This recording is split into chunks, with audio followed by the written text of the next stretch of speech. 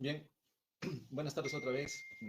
Quizás volvamos a ser incisivos. Espero que hayan cobrado un poco de ánimo para ya terminar esta segunda parte, referida a la fisiopatología de la falla microorgánica. Vemos que la perfusión entonces es un requerimiento importante para poder garantizar que los órganos tengan el aliciente para mantener la función para la cual cada uno de ellos está abocado, se especializa y lo demás.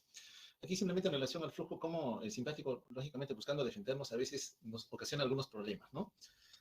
Harto conocido por nosotros es lo que sucede a nivel de glomérulo renal cuando la sangre ingresando por la arteriola aferente genera una fuerza impulsora que es la presión hidrostática que permita generar un ultrafiltrado, que se necesita lógicamente para ser modificado y lleve a lo que es la formación de la orina. Cuando el simpático se activa, y esto ocurre en forma enérgica, el lecho vascular que encuentra con músculo liso, lecho vascular con el cual va a actuar. Por tanto, si lo encuentra con músculo liso, lo estimula y lo contrae enérgicamente. Y esta contracción enérgica, evidentemente, cierra la compuerta. Si la cierra, no hay flujo. Si no hay flujo, no hay presión de filtración. Por tanto, no hay formación de orina. Eso sucede. Y en el tiempo, lógicamente, va a ser perjudicial. Porque acá estamos viendo solamente para generar ultrafiltrado. Pero estamos dejando de ver a otro escenario celular. ¿Cuál otro escenario me dirán ustedes? Bueno, recuerda que esta arteriola eferente, que es la que continuaría acá, y este que está aquí, que es el sistema tubular, vamos a imaginar que este es el sistema tubular. Esta arteriola eferente emite una red de vasos que acompañan a la red tubular, por eso son capilares peritubulares, ¿se acuerdan ustedes? Bueno, estos capilares peritubulares, la sangre que está aquí, nutre a las células del epitelio tubular, las alimenta, les oferta el oxígeno y los sustratos energéticos. Entonces, si acá el simpático está cerrando compuertas, lógico que acá tampoco hay flujo. Por tanto, las células tubulares también van a verse afectadas. Ellas necesitan energía y, lógicamente, producir algunas sustancias, algunas proteínas de adhesión que las permitan mantenerse pegadas a la membrana basal y tener contacto con las células vecinas. Eso es importante. Solo quiero que lo recuerden a consecuencia de esta diapositiva. Entonces, cuando nosotros tenemos alguna condición, cualquiera, en donde baja el volumen sanguíneo, si baja el volumen sanguíneo, usted me está hablando de hipovolemia, sí señor, hipovolemia. Baja el retorno venoso, sí, ya sabemos que si baja el volumen de sangre, baja el retorno venoso. Esa disminución del retorno venoso va a verse expresado con una variable importante en lo que es hemodinamia. ¿Cuál? El gasto cardíaco.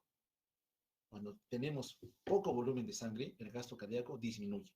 Si disminuye el gasto cardíaco, la presión arterial, la presión de perfusión también disminuye. Por tanto, muchos sectores, muchos órganos, muchas células en el corazón, en las vísceras, a nivel cerebral, dejan de recibir un aporte continuo de sangre. ¿Con qué? Sustratos energéticos y oxígeno, ya lo sabemos. Entonces, si baja el flujo coronario, yo sé que ese miocardio, con poco oxígeno, poco flujo, va a generar daño por isquemia. Y su capacidad de contraerse va a estar muy deteriorada. Y si menos fuerza contráctil tengo, más voy a afectar gasto cardíaco. A nivel de las vísceras, poca cantidad de sangre fluyendo, cascada isquémica. Cuando hay isquemia, muerte celular, se liberan mediadores inflamatorios. Todo escenario en donde una célula es lesionada de una u otra manera, hay algo de inflamación. Es decir, el sistema inmune también se activa, también lo llaman. ¿Y por qué llega el sistema inmune? ¿Qué está detectando? Productos moleculares asociados a muerte celular. ¿Ya? A muerte celular. Son los conocidos como DAMs, ¿no? Los DAMs, que han visto en inmuno, van a ver probablemente. Cuando mueren las células, se liberan patrones moleculares asociados a daño o muerte. Esos son los DAMs. Entonces, esas sustancias que estaban guardaditas en la célula ahora se exponen afuera. Entonces, la célula inflamatoria, no, ¿qué ha pasado aquí? Células muertas, llama a otras que lleguen al lugar. Y cuando llegan células inflamatorias, alteran la histología. Eso es importante. Entonces, si había hepatocitos, si había miocardocitos, nos comienza a afectar. Y eso no está bien. Pero lamentablemente en este escenario ocurre. Los mediadores inflamatorios relajan músculo liso. Esos mediadores que se liberan producto de la inflamación relajan músculo liso. Por tanto, hay vasodilatación. Y si hay vasodilatación, en especial a nivel venoso, atrapas volumen de sangre. El poco que tienes. Si atrapas el volumen de sangre, menos volumen circulante efectivo vas a tener. Por tanto, menos precarga, menos retorno venoso se va a suscitar. Vale decir, un círculo vicioso que efectivamente se repite y se repite y se repite, afectando lo que es la perfusión. Entonces, es una cascada en donde tú, desde el punto de vista médico, tienes que identificar dónde empezó el proceso. Le digo, empezó acá. Este es el que empezó el proceso. Muy bien, identificado, tienes que controlar. Tú lo controlas, toda la cascada de eventos, si estás a tiempo, van a comenzar a retroceder, a regresionar. la injuria celular que se estaba dando es de tipo reversible. Pero si ves que no responde, a pesar de haberlo identificado, probablemente estemos más con una injuria irreversible. Todo siempre asociado a esta cascada en donde la célula, buscando sobrevivir, busca generar ATP empleando la vía anaeróbica, en donde lamentablemente ese nivel de lactato, más lactato tengo, menos de 1,5 lo normal, pero sigo elevando el lactato, elevo el lactato, la tasa de sobrevida, ¿cuántos llegan a vivir? 0. Más lactato alto, más riesgo de que el paciente muera. Pero yo no siempre soy tan pesimista, ¿no? Recibo pacientes con lactato en 8, catastrófico, este turno, este paciente, problema. ¿Qué ha pasado? ¿Qué han hecho bien? ¿Qué han hecho mal? Comienzo a corregir. Bueno, dentro de lo que yo empleo, ¿no? Y modificamos, ya hemos mejorado macro, vamos a ver cómo está la micro y todo lo demás. Y le tomo una nueva medición del lactato. Arrancó en 8 y veo que en 2 horas bajó a 6. Y en ese momento, contento. Las maniobras parece que son efectivas. Las repetimos 2 horas después y bajó a 4. Excelente, digo yo, ¿no? O sea, me está ayudando a decirme a mí de que las maniobras de reanimación que estoy empleando son correctas. Pero puede ser que el paciente arranque en 10 y en lugar de bajar, sube a 12, sube a 15, sube a 20. ¿Ya qué me están diciendo? Que hagamos lo que hagamos, el paciente indefectiblemente ya está condenado a la muerte. Para eso no sirve. Por eso es que siempre hablamos, ¿no? Encontrar un paciente de shock es encontrarlo en la transición entre la vida y la muerte. ¿De qué depende que viva? Varias variables. Llegó a tiempo, lo reconocí a tiempo, di mi tratamiento correcto. No todos fluidos, recuerda, no todos son fluidos. Y lógicamente identifiqué el factor asociado al shock que traía mi paciente. Si lo hago, el paciente vive. Si estoy a tiempo. Si llego tarde, el paciente llegó tarde, no identifiqué, no traté, o no compensé aquellos problemas que ya previamente he identificado, el paciente lamentablemente va a morir. Entonces, siempre que afectamos flujo, diferentes estructuras viscerales se van a ver comprometidas. Una de ellas hemos visto que es el riñón, ¿no? Y en el camino hemos visto que ocurre también a nivel pulmonar. Eso lo voy a detallar ahora. Ahora viene la parte de esos órganos. La pregunta es, ¿cómo se desarrolla la falla respiratoria? ¿Cómo se desarrolla la falla renal? ¿Cómo se desarrolla la injuria hepática en los pacientes? Que van a ver que se presentan en varios casos. Entender esos aspectos es importante. Esto lo he agregado para que se pueda entender un poquito mejor lo de la disfunción multiorgánica.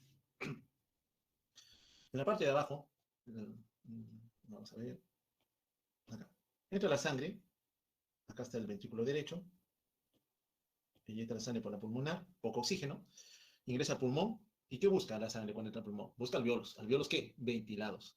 Usted se da cuenta que en la parte inferior hay un alveolo ventilado. El color blanco es que está ventilado, está lleno de aire, con oxígeno. Entra la sangre por ahí, tiene contacto con ese alveolo ventilado, y notamos que la sangre cambia su color a un tono más rojizo, como el que yo conozco, sí.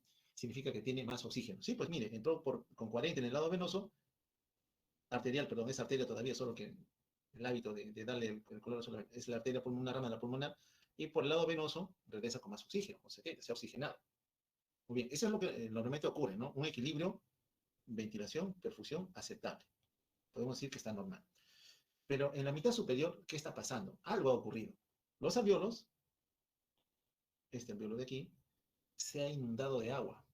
Está inundado de agua. No es el alveolo vacío esperando que llegue un volumen de aire. No, ya está ocupado por un volumen de líquido.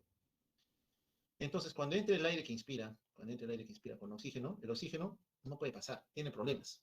Por tanto, la sangre que ingresa a tener contacto con ese alveolo se pasa de largo. No se oxigenó.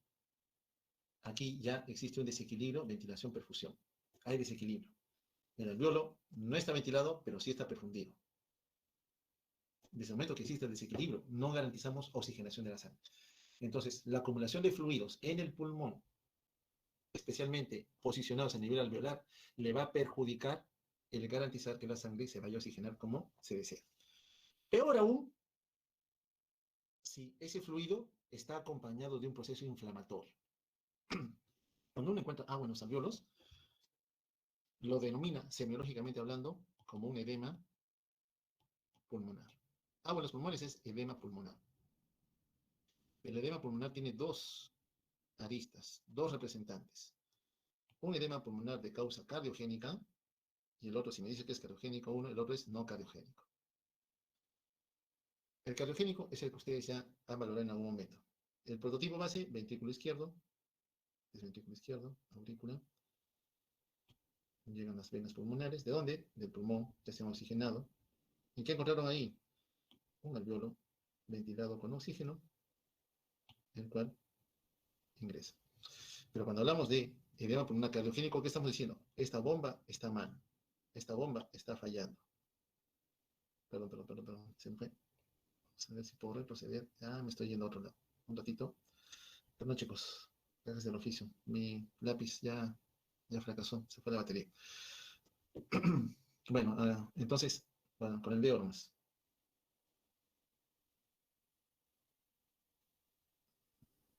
Perdón.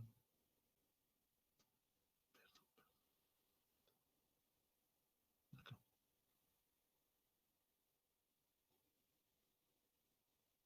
Ya, yo solo veo. ¿Ya? Decíamos que teníamos un corazón, por acá tenemos un alveolo, que tenía una cantidad de oxígeno, la sangre que ya tiene contacto con el alveolo regresaba oxigenada. Bueno, ¿qué está pasando? Les digo de que este ventrículo izquierdo por alguna razón ha fallado, no se mueve, ya no hay contractilidad adecuada. Entonces, corazón en falla. No puedo bombear la sangre a la aorta. Entonces, ¿qué sucede? Se estanca la sangre y regresa, es decir, hay un flujo retrógrado hacia los alveolos. Como hay más sangre aquí, aumenta la presión hidrostática, el agua lo inunda. Entonces, esa acumulación de fluidos asociados a falla cardíaca se conoce como edema agudo de pulmón cardiogénico. Ese es el cardiogénico. ¿Y el no cardiogénico qué es? El no cardiogénico es el edema agudo de pulmón en donde encuentro inflamación. Hay líquido, pero con inflamación. ¿Dónde lo vemos? En varios escenarios. COVID, por ejemplo, es uno de ellos. En COVID, esta diapo es lo que vemos en COVID. También la vemos en pancreatitis, también la vemos en gran quemado, politraumatizado. En infecciones también lo vemos. Recuerda, la acumulación de fluidos en el pulmón puede ser de causa cardíaca por falla o asociado a otros fenómenos. Cuando tú ves inflamación, ya sospecha que es el no cardiogénico. Pero tiene otra característica. El líquido que está aquí es rico en proteínas. Es rico en proteínas. O sea, si yo sacara una muestra de ahí, habría abundante cantidad de proteínas. En cambio, en el cardiogénico solo es agua. Es agua nada más. Pero aquí no. Entonces, uno se preocupa más. ¿Y por qué le preocupa que haya inflamación? Porque cuando llegan las células inflamatorias, destruyen. ¿Y qué van a destruir acá? Alveolos, tejido conectivo, septos celulares. Cuando se recupere el paciente, va a tener menos alveolos, menos tejido conectivo de sostén. Entonces, ese paciente va a quedar con un desorden restrictivo pulmonar, producto de este edema agudo de pulmón no cardiogénico. ¿Ok? Es importante diferenciarlos. Pero igual, hay líquido en el alveolo. Si hay líquido, el oxígeno no puede atravesarlo con facilidad. Es torpe el oxígeno para traspasar. Y la falla renal aguda, ¿cómo se explica? ¿Cómo se da? Bueno, entender algunas cuestiones importantes. La muerte puede asociarse a la falla de órganos, más de unos que de otros. Por ejemplo, cuando un paciente ingresa con falla respiratoria, como un determinante de la falla multiorgánica, es decir, es uno de los órganos que está en falla, tiene alto riesgo de complicarse. Tiene más riesgo de morir que cualquier otro, que no tenga falla respiratoria. Es decir, entro con falla multiorgánica, entro con falla cardíaca, falla renal, injuria hepática, pero no tengo compromiso pulmonar. Entra otro que sí tiene falla cardíaca, falla respiratoria, falla renal, pero no hepática. Solo por tener compromiso pulmonar, su riesgo de muerte casi se quintuplica. Dice, ¿pero por qué? Porque el pulmón es el órgano que va a abastecer de qué? De oxígeno a la sangre. Y sin oxígeno las células se mueren, por todo lo que hemos visto. Por eso es que esos pacientes que hacen daño pulmonar, de alguna manera te hacen daño pulmonar, tienen más chance de morir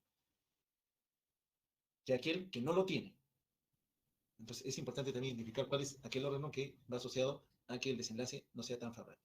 En la falla renal aguda, insuficiencia renal aguda, injuria renal aguda, hablaré un poquito, porque ustedes tienen una clase casi al final del curso de fisiopatología de la falla renal aguda, vamos a encontrar varias complicaciones asociadas a la función renal.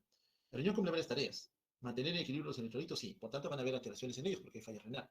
El riñón se encarga de eliminar el exceso de agua, sí, pero como está en falla, podría haber sobrecarga de volumen de agua. El riñón se encarga de eliminar algunas sustancias de desecho que el cuerpo produce regularmente, sí. Cuando se acumulan esas sustancias, a ese individuo se le dice que está en fase de uremia. Está acumulando sustancias que el cuerpo debería eliminar, pero ya están presentes en el torrente sanguíneo. Muy bien. La falla renal aguda, cuando empieza como tal, ¿puede impulsar o generar la falla de otros órganos? Sí. Cuando el riñón enferma, cuando hace falla renal por alguna causa, esa falla renal puede comprometer la función de bomba. ¿Por qué? Porque aumenta la cantidad de respuesta inflamatoria, recluta células inflamatorias, favorece la muerte celular por apoptosis y no le permite al miocardiocito retraerse, es decir, que participe en la contracción efectiva para inyectar un volumen extra a la economía. A nivel del sistema nervioso central, aumenta el tráfico celular, sobre todo inflamatorio, aumenta la permeabilidad y aumenta el número de microglías activas. Recuerda que las microglías son macrófagos, son células inflamatorias, son células de defensa que están ahí esperando que algún patógeno haya traspasado la barrera y lógicamente está presta para poder dar un soporte a las neuronas. Pero las neuronas viven con otras células nerviosas más. Una de ellas son las células de la microglia. A nivel pulmonar, una falla renal puede también impulsar que falle el pulmón, sí, porque permite que haya mayor fuga de líquido desde el lecho vascular hacia el intersticio. Acuérdate que un alveolo tiene tejido conectivo alrededor. Acá está el vasito sanguíneo. Pero justamente en el daño renal se favorece que las células endoteliales permitan la salida de agua del lecho vascular. Primero el intersticio y después se meten al alveolo. Si se meten al alveolo lo inundan y lógicamente ya no hay manera de que el oxígeno cuando llegue ahí pueda atravesarlo libremente. A la par que aumenta también el tráfico de células inflamatorias. A nivel hepático también, mira, aumenta los productos de oxidación, atenúa o disminuye los productos antioxidantes, aquellos que vimos que controlan a esos reactantes o especies reactivas de oxígeno, recluta células inflamatorias, muy aparte de las que el hígado ya naturalmente tiene. A nivel de tubo digestivo, aumenta la expresión de algunas proteínas de membrana que pueden afectar también la concentración de algunos minerales. A nivel de la médula ósea, deprime a las células madre para que ya no fabriquen elementos formes. Uno de ellos también afectado van a ser los megacariocitos. El pool de plaquetas que participan en la coagulación va a estar atenuado, por tanto pueden ocurrir desarreglos asociados a la coagulación y lógicamente no se movilizan células inflamatorias cuando se requieren por alguna condición. Entonces el riñón, cuando empieza con falla, puede también impulsar la falla de otros órganos. ¿Cuáles son las causas más comunes de insuficiencia renal aguda? A la cabeza, en el paciente. Como es agudo, es un escenario crítico. En el paciente que venga con falla renal aguda es grave. Usted tiene que cogerlo, diagnosticarlo y compensarlo lo más rápido que pueda. Cuando uno busca la causa en ese escenario, la más frecuente es la asociada a una infección, a la sepsis. Luego hay otros puede complejo cardíaco, hepático, respiratorio, comportamental, que tiene un caso muy interesante, el síndrome cardiorrenal. ¿No? Pero la infección es lo que más vemos. Dentro del punto de vista fisiopatológico, ¿por qué el riñón falla? ¿Por qué un riñón falló? Las causas van asociadas a que de alguna manera el flujo de sangre por la arteria renal se ha afectado. Otra es cuando en el riñón algo ha ocurrido en el parénquima renal. O que no es el riñón, sino que la vía de eliminación de la orina por alguna condición se ha afectado. Entonces, cuando la causa está antes del riñón, es decir, la oferta de sangre, se le conoce a eso como prerrenal. Si la causa de la falla renal aguda está en el riñón mismo, se le conoce a eso como falla renal aguda de causa renal misma. Y cuando es tratando de eliminar la orina, el producto final asociado al ultrafiltrado, decimos que es postrenal, es después del riñón. Generalmente son obstrucciones. De los tres, la más frecuente es la prerrenal. Hipoperfusión, cayó la presión, eso es, lo mismo que hemos estado hablando a cada rato. Por eso es determinante que usted identifique que el paciente hipoperfundido, porque le tiene que dar el máximo soporte para que el paciente se pueda defender. Entonces, en la falla renal aguda prerrenal, el problema es que ha caído la perfusión. ¿Y quién perfunde a los órganos? El corazón. Por tanto, si falla la bomba, falla el flujo sanguíneo renal. Pero repito otra vez, la causa más frecuente es la infección. ¿Por qué bajaría la volemia? Cualquier causa que baje volemia, pues puede ser desde deshidratación a pérdida de volumen de sangre, lo que a usted se le ocurre, lo que baje la volemia. En las causas renales, generalmente es alguna sustancia que ha afectado al sistema tubular, algún medicamento, alguna toxina o la baja cantidad de sangre que le llega a las células de la red tubular. Cuando las células tubulares no son alimentadas con un flujo de sangre continuo, oxígeno, sustratos energéticos, se mueren. Y ocurre este escenario, la necrosis tubular aguda. Necrosis tubular aguda. ¿Cómo se da esto de la necrosis tubular aguda? Miren acá, tenemos dos nefrones. El riñoncito, otra vez va a ser riñón. Tiene dos porciones, ¿no? Una corteza y una médula, ¿cierto? Si se acuerdan. Si hago un corte de riñón, encuentro la corteza y la médula. En la corteza encontramos un conjunto de nefronas. Aquí arriba vemos una, aquí abajo vemos otra, muy pegadita al límite entre la corteza y la médula. Esta de acá se conoce como nefrona cortical. La de abajo es la yuxta medular. La cortical es el 80-90% de toda la población de nefronas. Por tanto, la yuxta medular 10 a 20%. Diferencias. Mira, su asa de Henle de la cortical apenas llega a adentrarse en la médula. En cambio, la de la yuxta medular se profundiza en la médula. ¿Y la médula qué rol tiene? Generar hipertonicidad. ¿Para qué? Para variar la concentración y tonicidad de la orina. Entonces, entre la nefrona cortical y la yuxta medular, ¿cuál es más importante? La yuxta medular, cuya población es menor. ¿Y qué otra diferencia más me podría usted decir? Algo importante. ¿Sabes que la presión de oxígeno, cuando sale del corazón, cuánto es? Casi 100. ¿Sabes cuánto es cuando llega al riñón? 60 en la corteza. Entran 60 minutos de mercurio de oxígeno.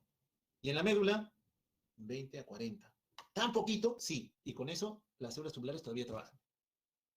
Y si tú por obvios motivos permites que baje el flujo, tú te imaginas en cuánto estará. No estará ni en 20, estará en 10, en 5. Entonces, con esa escasísima cantidad de oxígeno, más chance tienen las células tubulares de poder morir. Entonces, ¿qué vasos identificamos acá? Los capilares peritubulares, lateral aferente, lateral eferente. Mira los capilares que acompañan a los túbulos. Los peritubulares son como un enmarañado. En cambio, los vasos rectos están ordenaditos, en fila. Esos son típicos de las nefronas yuxtamedulares. Le van a ayudar a mantener gradientes de concentración para poder diluir o concentrar más la orina. Eso lo saben ustedes por fisiología, solamente saber las diferencias. Saber que el que trabaja con poco oxígeno son las yuxtamedulares. Por tanto, a ellas siempre las debes buscar recuperar o evitar que entren en estrés. Pero cuando el simpático se activa, ¿qué hace? Cierra todas las cañerías. ¿De quién? De las vísceras, incluyendo el riñón. Entonces, estas células tubulares son las que van a sufrir. Ese paciente que está horas hipotenso, hipoperfundido, muy probablemente va a presentar un daño a nivel renal. Acá están estos capilares peritubulares, a los cuales hacía referencia, solo que es una gráfica más sencilla. Cuando tienes disfunción renal, sabes tú que van a haber acumulación de hidrogeniones, los hidrogeniones se van a acumular y eso no nos conviene. Cuando los hidrogeniones se acumulan, ya sabes que el paciente va a hacer acidosis metabólica y las células no trabajan bien en acidosis. ¿Y por qué le preocupan la acidosis o la hiperlatacidemia que favorece también la acidosis? Porque cuando hay mucho hidrogenión, el miocardio se entorpece. El miocardocito es torpe, no se contrae bien. Baja contractilidad, baja gasto cardíaco, baja perfusión. ¿Qué más ocurre? El simpático quiere actuar con sus receptores. Los receptores ya no responden. Los hidrogeniones de cierta manera entorpecen la conexión entre ligando, catecolamina, norepinefrina, con su receptor, alfa 1, por ejemplo. ¿Te imaginas que a nivel del lecho vascular está el receptor, está la catecolamina, pero por los hidrogeniones no pudieran interactuar bien? Ese efecto tiene la acidosis. Entonces también tienes que compensar la acidosis. Y lógico, el shock vasodilatado, aquel asociado a sepsis, por ejemplo, que es progresivo, podemos estar en la etapa final. ¿Se acuerdan que vimos una persona caminando solamente viendo sus pies? ¿Cómo era la evolución de la respuesta simpática? Al final, disfunción vasomotora. Entonces, la falla renal aguda siempre empieza en un ámbito de normalidad, entre comillas. Y en algún momento ingresa un factor de estrés, una infección, una pérdida de volumen de agua, etcétera, etcétera. Las células se estresan, pero tú no identificas o el paciente llega tarde o algo pasó que retrasó el diagnóstico, permitimos que evolucione a la injuria. Y cuando hay injuria, repito otra vez, de una u otra manera, hay inflamación. Y cuando hay inflamación, hay más daño celular. Pasa el tiempo, ya llegamos a esto, a la injuria renal establecida. ¿Cómo sabes? Porque mira, ya su creatinina ya está por encima de 1. ¿Con cuánto llegó el paciente? Casi con 4 de creatinina. Ya significa que el proceso recontra progresó porque ya le ha dado tiempo a ocasionar un daño más definitivo a nivel de las células tubulares.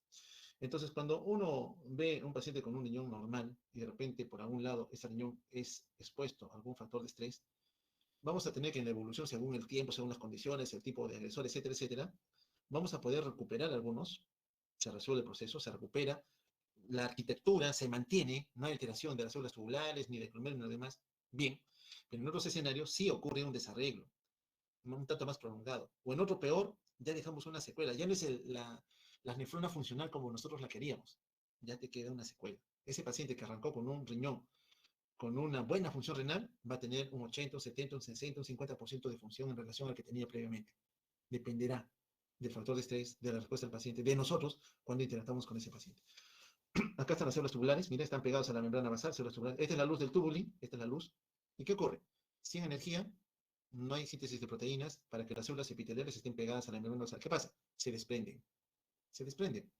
Y si a eso le sumas reclutamiento de células inflamatorias, más daño, más desprendimiento. Y las células se acumulan en la luz del túbulo, lo obstruyen. Estas células muertas son lo que presentan la necrosis tubular aguda. Se están muriendo las células tubulares agudas. ¿Por qué? Porque el arteriol eferente que las alimentaba no tiene flujo suficiente para llevarles sustratos energéticos. En la infección, que es la causa más frecuente que ocurre, todos esos productos inflamatorios, citoquinas, mediadores, los patrones moleculares asociados al patógeno, espero que hayan visto eso en la clase de fisiopato y también en inmuno, todo eso igual forma parte del volumen plasmático y se ultrafiltra. Es decir, hay ultrafiltrado que tiene parte del patógeno, parte de las células muertas allí. Y cuando tiene contacto con las células tubulares, porque han ultrafiltrado, hay una interacción con ellas. Reclutan más células inflamatorias. ¿Y por dónde llegan? Por los capilares peritubulares. Porque detectan que hay una afección que libera mediadores que la célula inflamatoria detecta. La célula inflamatoria también tiene receptores que le permiten reconocer el peligro o el daño. Y cuando los encuentra, va a su encuentro. Aquí, por ejemplo, todos estos son polimorfonucleares, todas estas células. En donde hay inflamación va a haber destrucción de tejido. Entonces, esta porción de tubulis va a ser destruida. Pierdes tubulis, pierdes una nefrona. Imagínate que pierdas 1000, que pierdas 100.000 nefronas. Todo producto de este proceso inflamatorio. Y acá están cómo se producen otros desarrollos, que no vamos a detallar más, simplemente saber que hay inflamación. Hay inflamación asociada a la infección. Y eso, indefectiblemente, va a afectar la función renal. Saber que hay dependencia entre el corazón y el riñón, porque el corazón perfunde al riñón, sí. Falla la bomba, falla el riñón, pero también viceversa. Cuando falla el riñón, también puede haber compromiso cardíaco. Eso lo vamos a ver al final en los síndromes cardiorrenales, pero sí existe ese tipo de efecto. Entonces, sea cualquier tipo de shock, cualquiera de los que hemos hablado bastante, de una u otra manera vamos a afectar el flujo, la perfusión. ¿Ok? Entonces, de una u otra manera, las células tubulares, aquí, este es este lecho vascular, van a verse afectadas por más y más inflamación. Y acá algunos conocidos, ¿no? Reactantes o especies reactivas de oxígeno, que se suman a las anteriores. Y ya sabemos que esas dañan membranas. Mira cómo el flujo acá se ha estancado, ¿no? Eritrocitos apelotonados en este capilar peritubular. Y acá están las células tubulares, que van a ser dañadas justamente por la acumulación de células inflamatorias. Estas células inflamatorias, cuando llegan, dañan epitelios. No lo olviden. La inflamación es buena, sí, pero medida, controlada. Pero cuando hay mucha, resulta ciertamente siendo perjudicial. ¿Qué efectos va a tener entonces un paciente con falla renal aguda? Compromiso a nivel miocárdico, hepático, pulmonar, cerebral, mucho volumen de agua circulando. Todo se congestiona, todo se llenan de agua, agua que no quieren tener, porque todo en exceso es peligroso para esos órganos. Y esto lógicamente pasa por fases, ¿no? De la injuria. Al inicio, el riñón responde, está estresado, ya, más función, vamos a resolver, etcétera, etcétera, para tratar de compensar la hemodinamia. El factor de estrés persiste, esa respuesta de las nefronas se va perdiendo, se agota, se cansa. ¿Por qué? Isquemia, cascada isquémica. La célula comienza a perderse, no es capaz de mantener su homeostasis. Pasa más tiempo, día y medio. Ya esa célula está agotada, ya no da. Como se trata de absorber, secretar, de poder recomponer bicarbonato, de secretar hidrogeniones y lo demás. Pero el factor de estrés sigue. Ya se agotó, ya no da más. Finalmente, se muere. Tenemos un tiempo de ventana para poder actuar. Lógico que lo ideal es aquí, porque ya cuando estamos por acá, probablemente la respuesta no vaya a ser tan óptima como nosotros quisiéramos que fue. ¿Y la falla hepática aguda, cómo se genera? Otro representante de la falla. ¿Por qué se da la falla hepática aguda? ¿Cómo se da? También se ve algunas veces asociada a flujo, porque hay mecanismos de agresión directa. Un virus, por ejemplo, va directamente a dañar el hepatocito. Pero hablando de flujo sanguíneo, que es parte de la cascada isquémica, recuerden que la bomba cardíaca impulsa que exista un volumen de sangre que continuamente va a perfundir a diferentes órganos. Entonces, cuando este flujo de alguna manera se afecta, disminuye, menos oferta de oxígeno, sustratos energéticos, a nivel de la microcirculación, ustedes, microcirculación, va a haber un compromiso de las células que necesitaban ese flujo de sangre. Entonces, el hígado no está divorciado de los otros órganos, también lo necesita. Y el hígado tiene una circulación especial. Histológicamente hablando, reconocemos los así, los que estamos viendo acá. Una vena centrolobulilla con una serie de vasos periféricos, una rama hepática, una rama de la porta y un canalículo biliar que representan periferia, ¿no? Lo que hemos señalado ahí. La vena centrolobulilla ya lo encerré en color azul. Es la histología que habitualmente nosotros conocemos en nuestros textos, que ustedes también han llevado, por supuesto. Pero el flujo tiene cambios. Si yo quisiera valorar solamente esta porción de acá, la estamos llevando aquí, ¿vamos a encontrar diferencias? Sí. Miren cómo es el flujo. El flujo va de la arteria hacia la vena centrolobulillar, va de la rama de la vena porta hacia la vena centrolobulillar. El único que sale de ahí, desde el centro hacia la periferia, es el drenaje biliar. El drenaje biliar va en sentido contrario. Quiere decir entonces, fíjense en esta parte, esta arteria, una rama de la arteria hepática, si es rama de la arteria hepática tiene oxígeno, comienza a alimentar a estos hepatocitos hasta el final, hasta cerca de la vena centrolobulillar. Ella, esa rama, trata de llegar la sangre a todas esas células. Pero cuando por alguna condición el flujo ha disminuido, esta es la arteria a la cual hacemos referencia, vamos a ver que cuando el flujo disminuye, unas células van a sufrir más que otras. Eso que está señalado en rojo es la rama de la arteria.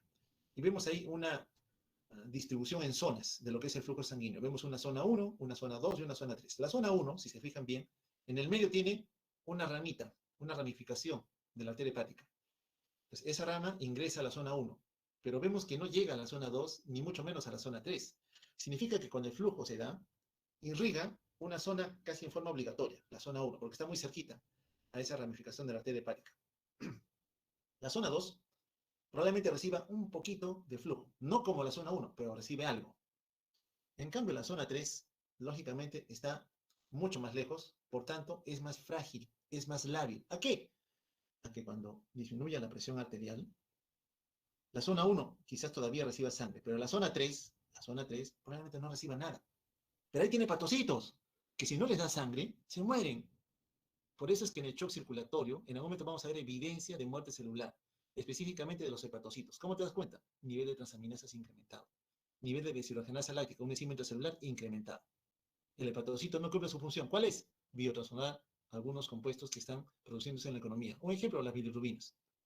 Bilirrubina llega al hepatocito para biotransformarse o conjugarse, no lo hace porque no hay hepatocitos funcionales. Se elevan las bilirrubinas. Eso por citar algunos ejemplos. Entonces, el flujo sanguíneo no es igual, no es, por decirlo de alguna manera, simétrico en todo el parénquima renal, hepático, perdón, en todo el asino hepático. Es diferente. Hay zonas de distribución de la sangre. Unas células que son las más privilegiadas porque están cerca de la arteria y otras que lógicamente son las menos privilegiadas y son las primeras que van a verse afectadas cuando disminuya el flujo. Muy bien, ya con esta termino. Les agradezco por el tiempo y si hay pie a que tuvieran alguna pregunta, duda, comentario, aporte que quisieran hacerme, estoy presto a escucharlos.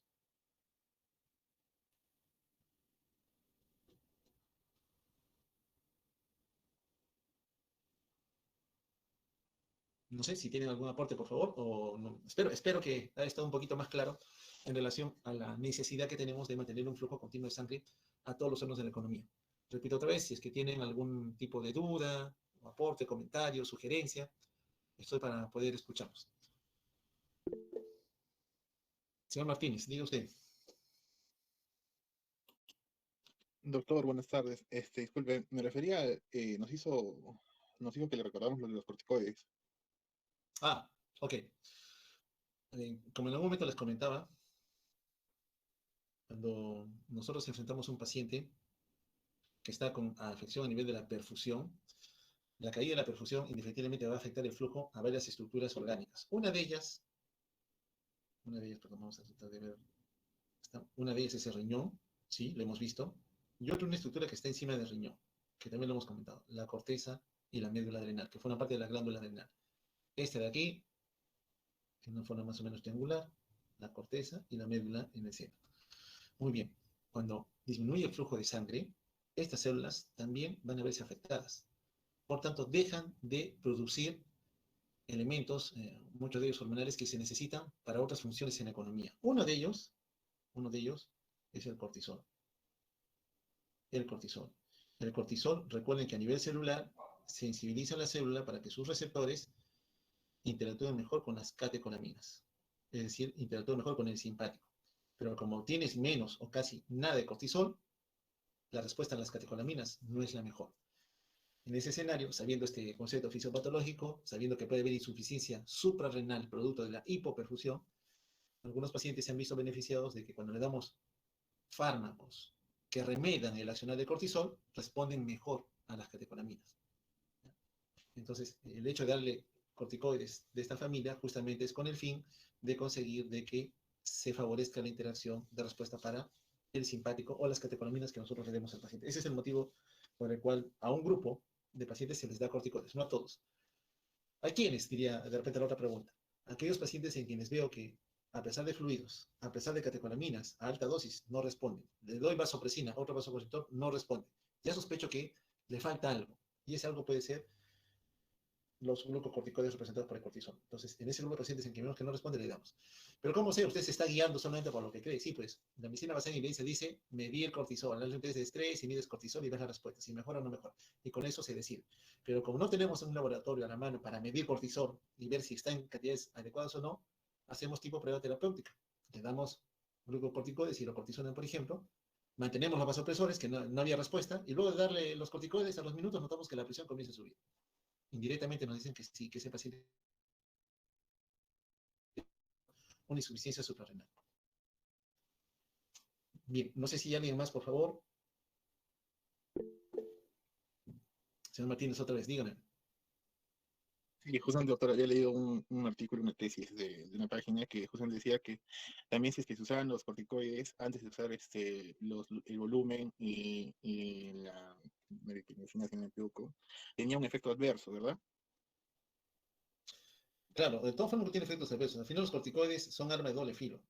No, o sea, si la terapéutica se aplicaban antes de, No, al inicio, podían, sin saber la respuesta, no. claro, a eso me refería. Y la otra duda era lo del principio. También había leído sobre los segmentados y los abastonados, si es que, no me acuerdo en este momento porque fue la semana pasada, si es que los abastonados aumentan y los segmentados creo disminuyen, ¿eso quiere decir que hay un índice de una infección bacteriana? Alta sospecha. Ah, La infección, para nosotros, según los postulados de Koch, nos dice, para que tú identifiques una infección, tienes que encontrar al patógeno que induce o lleva a que la enfermedad infecciosa aparezca como tal. Tuberculosis, tos, fiebre, dificultad respiratoria, compromiso pulmonar. Bueno, todo pinta tuberculosis, sospecho, pero no sé quién es. Juntas muestras de esputo del paciente sintomático, correlación VAR, y encuentras que sale positivo. Ah, ya, encontré el patógeno que produce esto, relación causa-efecto. Según los postulados de Koch, has encontrado el patógeno. Pero en muchas infecciones, sospechas, pero no identificas al patógeno. ¿Qué haces? Pides cultivos. ¿De dónde? De todas las fuentes posibles. Del moco que expectora, de la ósea, pero normalmente estos cultivos toman un tiempo en lo que permiten que crezca algún patógeno. 48 horas, 72 horas, 96 horas, etcétera, etcétera. Entonces, yo no voy a esperar en un paciente que ya está mal ese periodo de tiempo porque si espero y no le doy ningún tratamiento, ya lo dije, tú dejas un paciente con una enfermedad y no la reconoces, no la tratas, esa enfermedad progresa y termina complicando al paciente. ¿Qué hacemos? Terapia empírica. Pedimos todos los cultivos y empezamos un tratamiento antibiótico empírico. Si en el examen de orina, por ejemplo, me hubiera aparecido Escherichia coli, yo digo, ya, orina, leucocitos más, ya está demostrado, sí, efectivamente este paciente tenía una infección urinaria. Todo en el caso que les presenté apuntaba a una infección urinaria. ¿Pero qué faltó? El cultivo, que te diga qué germen es. Cumples los postulados de Koch, efectivamente se trata de una infección urinaria. Hasta que tú le encuentres al patógeno, solo es sospecha, sospecha de. Es como que tienes, te describe un animal, ¿no? Tiene dos orejas, tiene bigotitos, tiene cuatro patas, una cola, y dice miau, tú te pones a pensar, será pues un caballo, ¿no? No, te dicen, no, eso parece un gato. Pero hasta que no lo veas, no lo confirmas. Eso dice Koch, tú tienes que aislar al patógeno. Pero lamentablemente en estos escenarios ningún cultivo no va a salir tan rápido. Lo que hacemos simplemente es terapia empírica. En base a los datos, a la evidencia, sospecho de. Los cultivos vendrán después y confirmarán qué patógeno fue, etcétera, etcétera. Así es como trabajamos nosotros con nuestros pacientes. Bien, no sé si hay alguien más. Ya nos están abandonando. Ya es un poquito. Espero de que ya los conceptos sean claros, las reuniones académicas que refuercen esos conceptos y nos permitan, lógicamente, entender mejor esta rama tan importante en la medicina del área básica para poder defendernos mejor en lo que es la atención de pacientes, no para salvar cualquier examen, para atender pacientes. Diga, señor Martínez. Doctor, las dos últimas preguntas, disculpe que lo mande. ¿Va a haber talleres antes del examen, del primer examen de la unidad? Esos talleres que dijo que iban a ser complementarios. No, esos no son tipo taller. Lo que tengo, y lo voy a grabar como una clase y les voy a pasar el link nada más, es para, al momento de que ven una placa radiográfica, cómo deben identificar que este pulmón tiene algún daño y a qué podría corresponder. Eso servirá luego para la parte de tomografía y otro que hacer de electrocardiografía, porque tenemos algunos casos clínicos y tenemos que hacer algo de electrocardiografía también. Pero es una presentación, yo diría algo básica, pero necesaria para que todos sepan entender lo que ahí está escrito, ¿no? Este electro, ¿qué me está diciendo? ¿Dónde está el daño? ¿Cómo sé que efectivamente ahí ocurre un daño? Etcétera, etcétera. Igual en tomografía. Pero voy a iniciar con radiografía. Este fin de semana grabo la de radiología, se las voy a pasar, para que ustedes lo puedan ver en el momento que quieran. Lo mismo voy a hacer con tomografía y luego a mano alzada sí haré electrocardiografía. Ya con un otro aplicativo voy a describirlo. Tengo una clase, pero es muy larga de electro, varias horas y no quiero aburrirlos. Yo creo que a mano alzada podemos tomarnos una hora, a lo mucho, creo yo, para hablar de electrografía, lo que debemos saber nada más. Ya cositas puntuales en otro momento cuando ya estén en clínica, pero ahorita sí necesito que ya sepan digamos de una manera, lo del menudeo, ¿no? Lo que dice, ya, bueno, este dedo sí está normal, tiene esta lesión. Es algo que indefectiblemente usted va a detectar, tiene que verlo. El estudiante tiene que saberlo. No voy a decirle, tiene un bloqueo de la rama antero superior izquierdo del haz de His. No, pues esa es una cuestión bastante puntual y que para ustedes no es necesario. Pero que me digan, este cambio en el electro es sugerente de un infarto, sí, eso sí lo necesito. Que la frecuencia cardíaca está muy incrementada también, que la frecuencia cardíaca está muy disminuida también. Que ese es un ritmo que nace a nivel supraventricular también, que ese es un ritmo que nace en el ventrículo y todo ritmo que nace en el ventrículo es peligroso también. Eso es lo mínimo que un estudiante debe saber. Eso les voy a enseñar. ¿Ok? Está bien, gracias, doctor. Muy bien. Bien, amigos, entonces me despido, que les vaya muy bien. Sigan estudiando, dense el tiempo y no se aburran con fisiopatología. Que les vaya muy bien, cuídense. Hasta nuestra siguiente reunión. Señor Escobar, Raúl Escobar, ¿qué quiere decirme? Sí, buenas tardes, doctor. En cuanto a la bibliografía que recomienda para la clase de hoy. Esto es una recopilación de la información, pero si han leído al Robbins, buena parte de las gráficas están en el Robbins. El Uribe también lo tiene, pero disgregado en los tipos de shock en relación al compromiso ya sistémico. Yo lo he representado, pero lo van a ver ustedes en clases aparte de lo que es injuria hepática, lo que es injuria renal. Yo lo he comentado solamente para asociarlo al estado de alteración en la hemodinamia, en la perfusión. Solamente, al final yo creo que con la primera parte usted se entiende que en el momento que baje el flujo, baja la oferta y baja la oferta, lesionó células. Aquí solamente era para desplegar la relación a la sepsis, porque ustedes se han revisado sepsis como tal, no creo que tengan mucho problema con esto, pero de lo que es la sepsis misma se ha escrito mucho y se va a seguir escribiendo y de repente la información sobrepasa lo que nosotros vamos a tener. Pero si yo quisiera tener algo rapidito de lectura, en New England Journal of Medicine hay por lo menos 4 artículos de sepsis. Si no los tienen, ya los voy a compartir con Ivonne para que lo puedan leer, que también están algunas de las imágenes, son de ahí justamente en lo referido a sepsis. ¿Ok? Sí, doctor. Muchas gracias. Muy bien. Cuídense entonces, amigos, que les vaya bien. Aquí acabamos. Hasta pronto.